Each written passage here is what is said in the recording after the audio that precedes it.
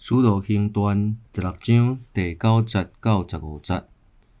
第9节，迄暗，保罗看见异象，有一个马其顿人徛伫，甲伊恳求讲：“请过来马其顿帮赞阮。”保罗看见即个异象了后，阮随时准备要去遐，因为确信上帝有呼召阮去传福音予马其顿人。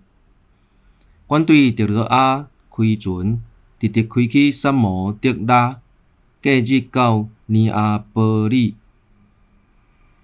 阮对遐来到马其顿第一区的城腓立比，即个城是罗马的殖民区。阮伫遐住几若日。伫安息日，阮出城去河边，想讲伫遐有祈祷的所在。阮坐落去，就对聚集伫遐的妇女讲道理。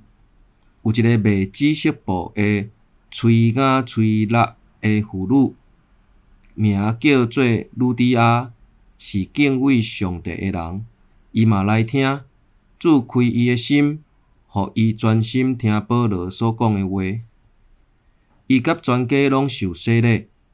后来，伊恳求阮讲：“你若看我有真实信主，请来住阮兜。”伊安尼甲阮强留着，阮就留落来。